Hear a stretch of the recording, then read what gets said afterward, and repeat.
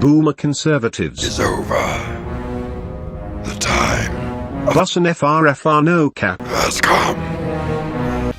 Hello there, this is Senaris. In this video, we'll be going over the results of the 2022 US midterms and what that means going forward into 2024. Despite pundits and polls forecasting strong gains for Republicans, including taking the House by a wide margin and likely taking the Senate by a few seats, the Democrats, thanks again to younger voters, managed to far exceed expectations, dashing conservative hopes of a red wave against the rocks. The dust hasn't completely settled, with the House waiting on a few election results, but likely leading to a narrow lead by Republicans in the Senate sitting at 50 to 49, and the final count depending on a runoff election in Georgia next month. Most people that follow this stuff, including me, were pretty surprised at the Democrats' showing, as historically, the party which holds the presidency takes a beating in approval ratings in congressional midterms, and the Republicans have done a good job at making inflation and crime into big issues for voters. Exceptions to this rule are rare and usually happen when something unprecedentedly popular happens to the president, such as the New Deal program under FDR or the country looking to George Bush for leadership after 9/11. With a 39% approval rating currently, and an inability to pass much of the signature legislation he ran on, it certainly wasn't Biden's popularity that held the line against the GOP's ascendancy, but rather a referendum on Republican overreach, particularly with regards to the overturning of abortion rights and social issues. As a demographic that cares deeply about healthcare, including abortion, trans rights, and the student debt crisis, it's clear from exit polls that Zoomers saved the day for Democrats. The polls indicate that despite losing voters over 45 by 10 points, Democratic House candidates won voters under 45 by 13 points, and a massive 28 points by voters under 30. When it comes to specific victories, the most notable one on the Democratic side has to be that of John Fetterman, who beat the Trump-backed quack Dr. Oz by a solid 4 points in Pennsylvania, flipping the previously red seat and guaranteeing the Democrats don't lose the Senate. The youth vote in Pennsylvania was particularly lopsided, as young voters preferred Fetterman and Josh Shapiro, the Democratic candidate for governor, by a 28-point margin over their Republican counterparts. Shapiro is notable as a rising star in Democratic politics who beat prominent election denier Doug Mastriano, and the man can give one hell of a speech. When I update my 2024 Democratic candidate tier list, which you can watch here, I'll be sure to include him. Besides flipping the Pennsylvania seat, Democrats have managed to hold on to every single one of their Senate seats, including their races in Nevada and Arizona, defying the polls in the process. The polls have been notably off since 2016, when they heavily favored Hillary Clinton, again in 2018 and 2020 when the Democrats managed to flip and then hold on to Georgia, which had been a solidly red state until then.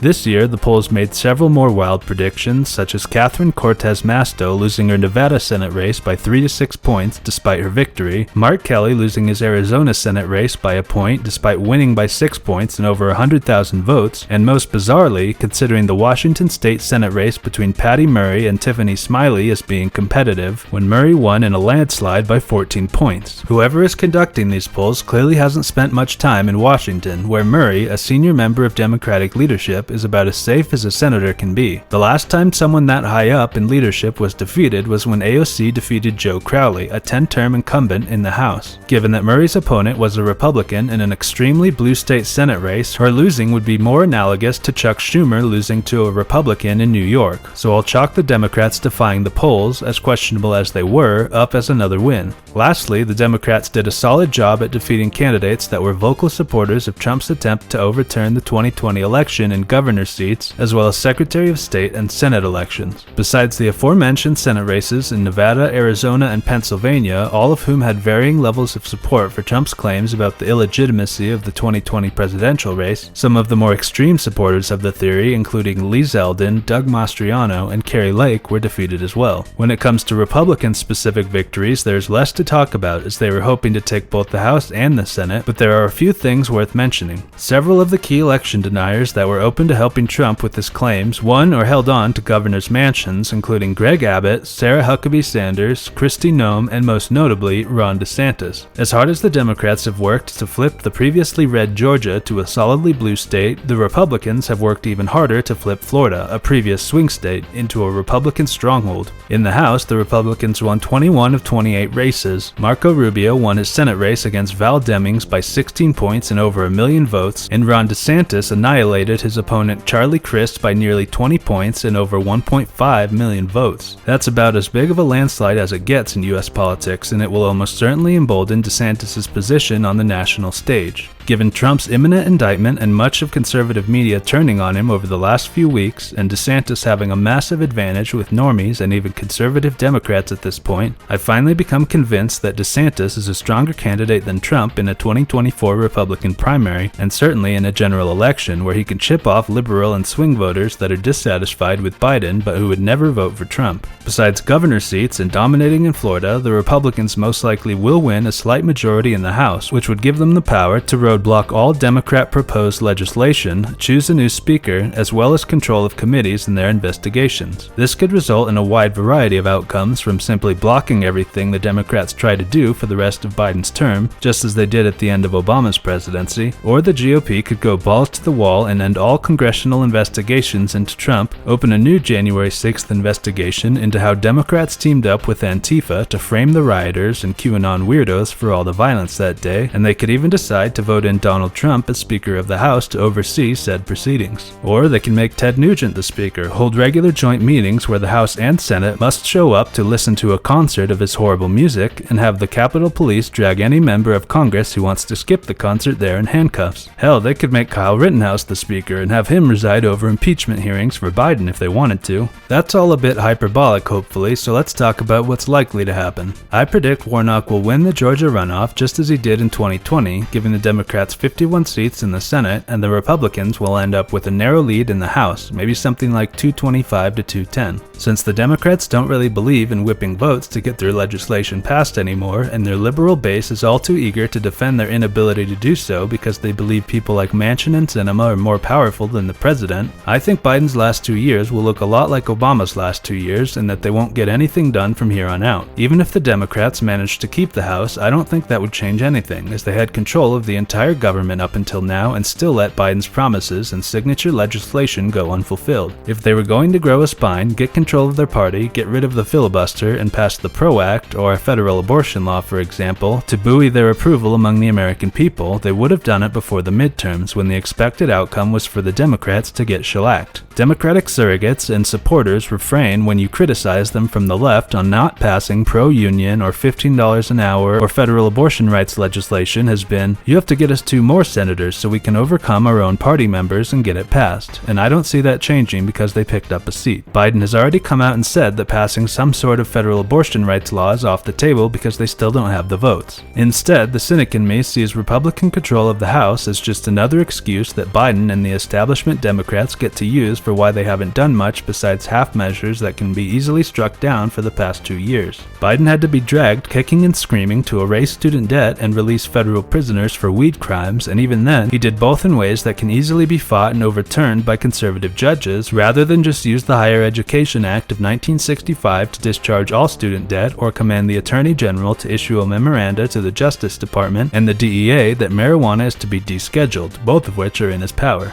The fact of the matter is that the Biden administration and Democratic leadership are opposed to most of the things Biden ran on due to a combination of their neoliberal ideology and simply being bribed by their campaign contributors to be against those things. If you think I'm cynical about these things, imagine lying about your belief in them after fighting against them tooth and nail for 50 years in the Senate and then pretending you still support them, and you have Joseph Robinette Brandon, the completely wrong man for the moment. On the bright side, young people participating in politics more is a good thing, and who knows what kind of wacky shit would have gone down if the Republicans got control of Congress, so we can count our blessings for a couple years. I don't really buy into the whole democracy in the US will end unless you vote for Democrats narrative, as democracy has never existed in the first place in this country, and they have been dropping the ball with regards to voting rights pretty hard since the Obama administration. But the people who enthusiastically vote for Democrats because they're the lesser evil are correct in a literal sense. A right-wing party that does nothing because it's bribed to is preferable to a right-wing party that's itching for some sort of fascist dictatorship. I hope Brandon and the Democrats prove me wrong. Thanks for watching. Peace.